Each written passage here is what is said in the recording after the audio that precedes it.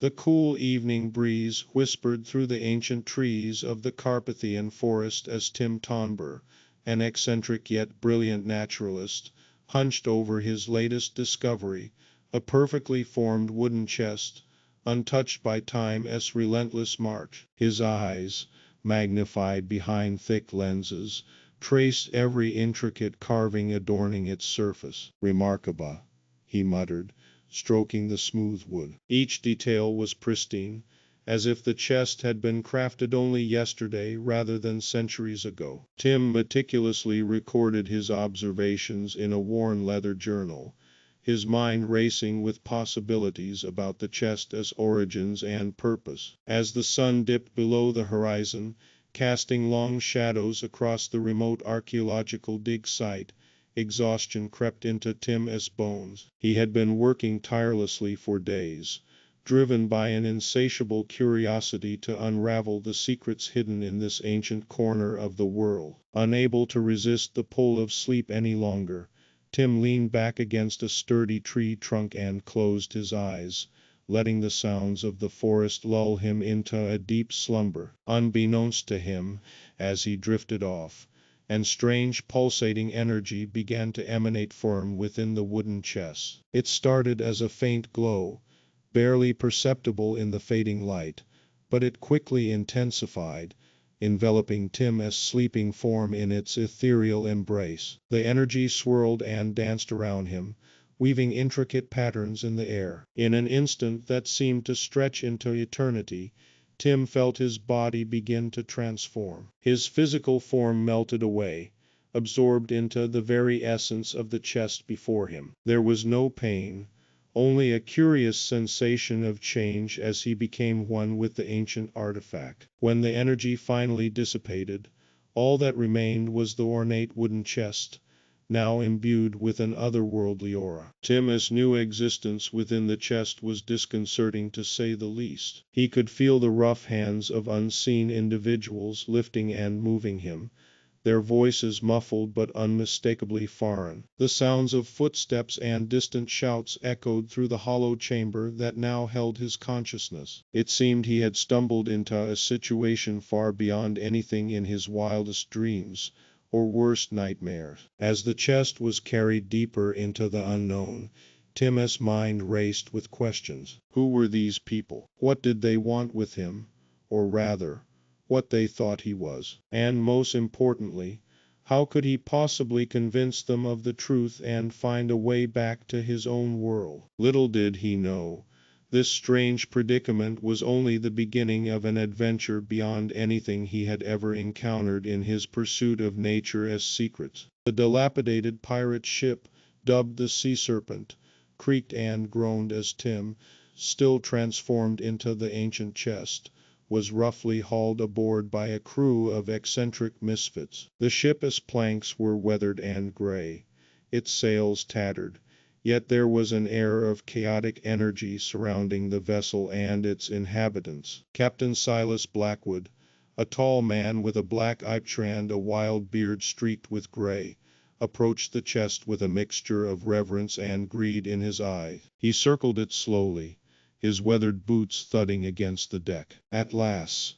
he muttered, more to himself than to his crew. "The legendary boon catcher is mine." Finnegan, a nervous-looking man hunched over a worn map, glanced up at the captain's words. His eyes darted to the chest before nervously adjusting his spectacles. "Are you certain this is wise, Captain? The tales of the boon catcher. They speak of powers beyond our control." Blackwood scoffed, waving a dismissive hand. "Superstitious nonsense. With the boon catcher's abilities, we'll have access to treasures beyond our wildest dreams."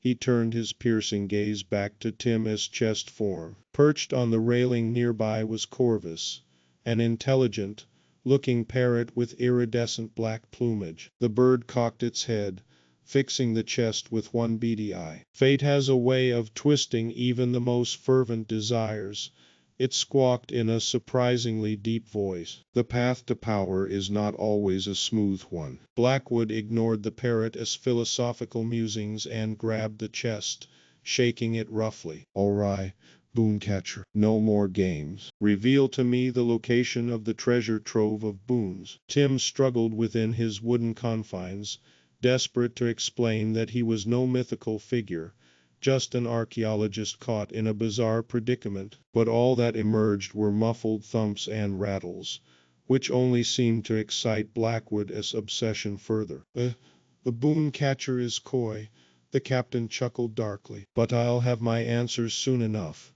He turned to Finnegan. Bring me that tome on boons. If we can get our answers from the chest itself, perhaps the book will hold the key. As Finnegan scurried off, Blackwood leaned in close to Tim's chest form, his breath hot against the ancient wood. Mark my words, he growled.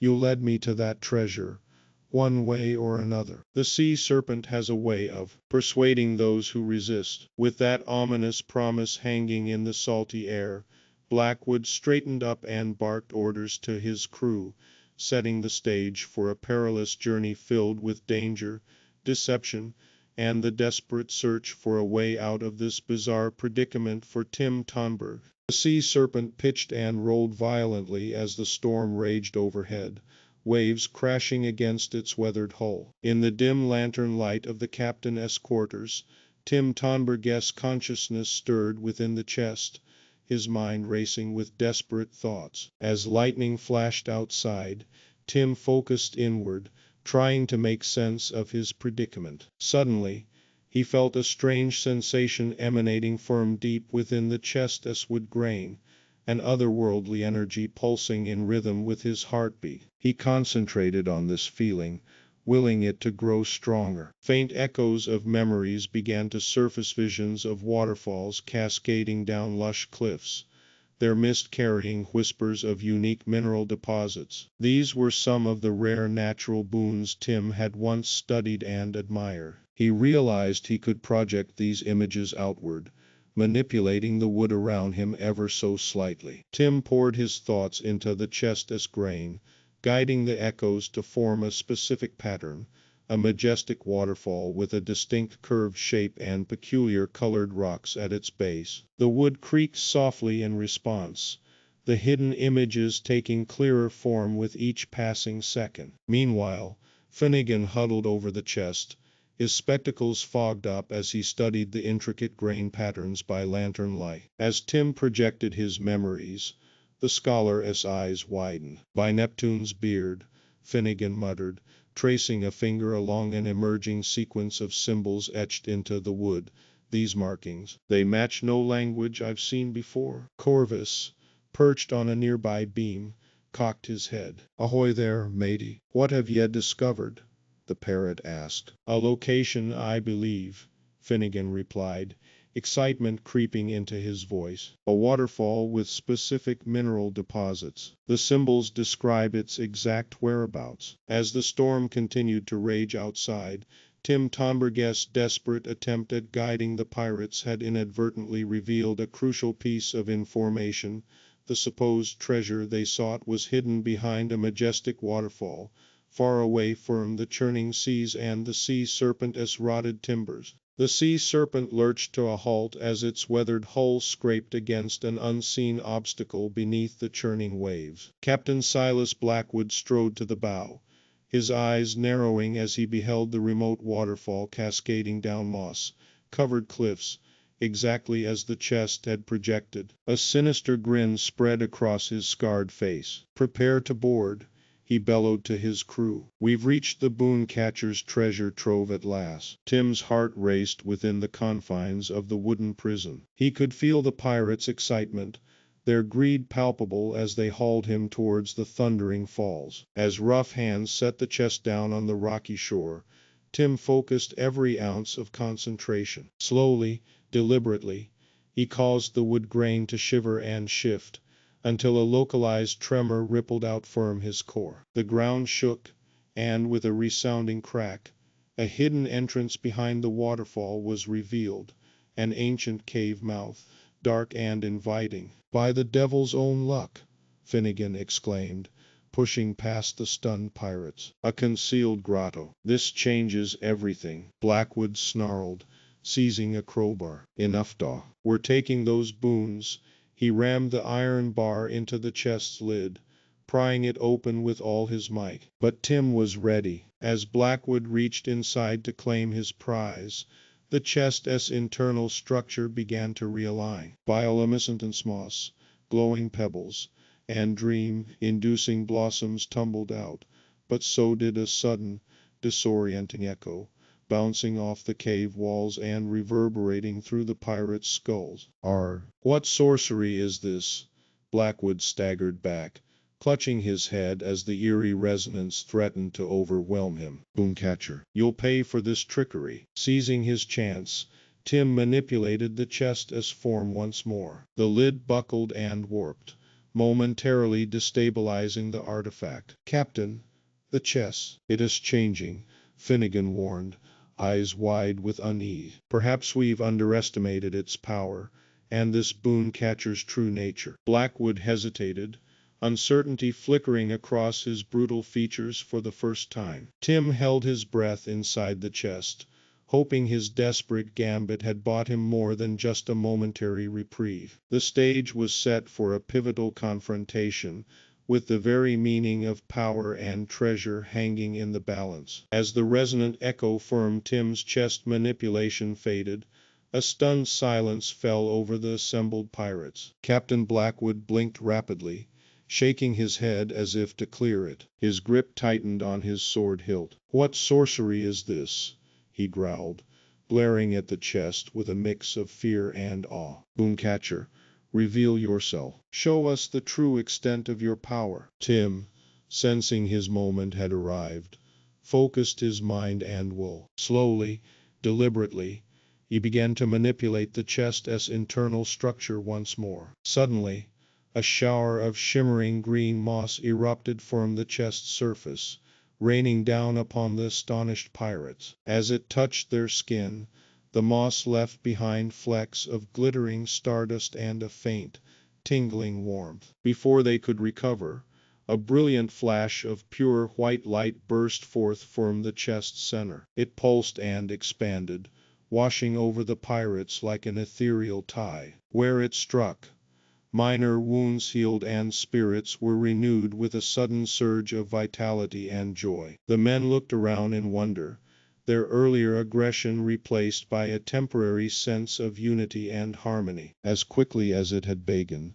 the healing light faded. But Tim was not finished. He delved deep into his knowledge of boons, seeking one final, overwhelming manifestation to shatter the pirates' illusions once and for all. A wave of intensely vivid dreams crashed over the assembled crew, visions of soaring through star-studded skies, walking on the bottom of tranquil seas, communing with ancient trees in primeval forests. The dreams were breathtaking, exhilarating, and utterly overwhelming. Many pirates stumbled back, clutching their heads as tears of awe streamed down their faces. In the midst of this psychic deluge, Tim felt his connection to the chest weakening. With a final surge of willpower, he broke free of its wooden confines, stepping out onto the rocky shore in his own form for the first time in days. The pirates stared at him, their eyes glazed and expressions slack with lingering dream